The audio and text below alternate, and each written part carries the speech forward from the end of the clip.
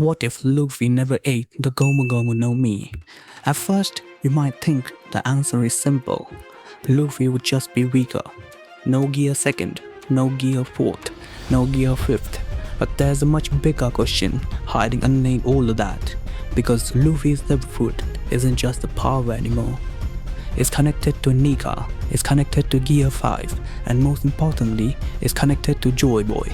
So if Luffy never ate that fruit, will he still become Joy Boy? Let's start at the very beginning. I want to be a pirate just like you! Luffy only eats the fruit because Shanks and his crew bring it to Fuchsia village. So if Luffy never eats it, he can still swim.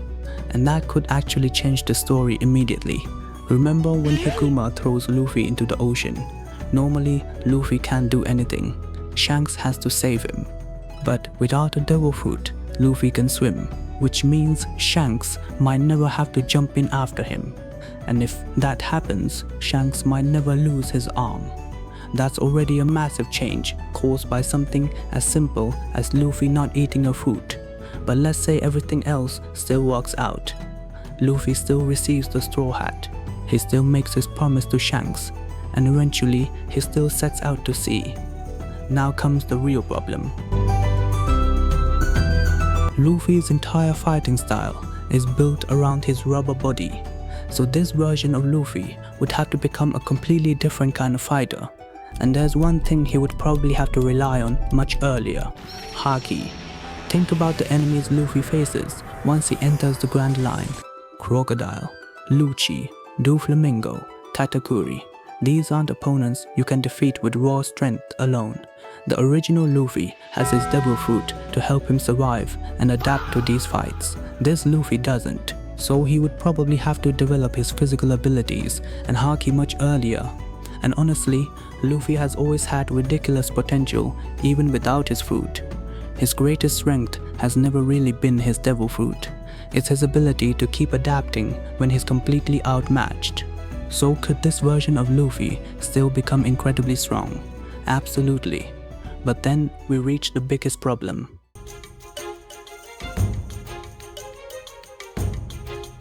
If Luffy never eats the fruit, he never awakens the Hito Hito no Mi, motto Nika, which means no Gear 5, no drums of liberation, and based on what we've seen so far, no direct connection between Luffy and the devil fruit that belong to Joy Boy. And this is where the answer gets complicated, because maybe the fruit is essential to becoming Joy Boy. If that's true, then this alternate Luffy could become a legendary pirate. He could potentially become Pirate King, but he would never become Joy Boy. However, there's another possibility.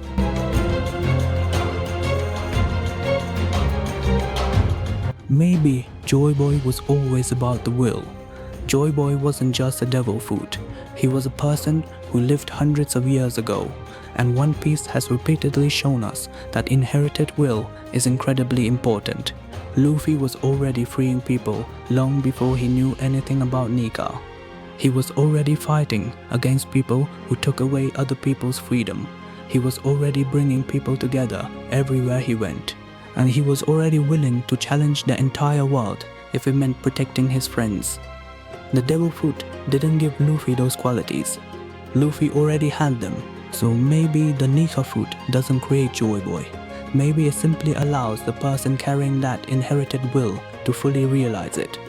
And if that's the case, then this alternate Luffy could still carry Joy Boy's will, even without the fruit. So, would Luffy still be Joy Boy?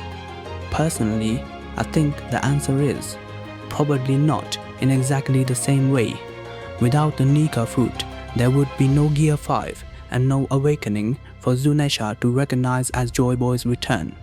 So if becoming Joy Boy specifically requires the Nika fruit, then this version of Luffy simply can't fulfill that role. But that doesn't mean his story ends there. He could still become Pirate King. He could still reach Laugh Tale. He could still inspire the same people, and he could still carry the same dream of freedom. He just wouldn't be the Joy Boy we've come to know. And that's what makes this what if so interesting, because the devil fruit didn't just change how Luffy fights, it may have changed the entire destiny of his story. So maybe the real question isn't, could Luffy become Pirate King without his devil fruit? It's, was Luffy always destined to become Joy Boy? Or did eating that fruit create the path that led him there?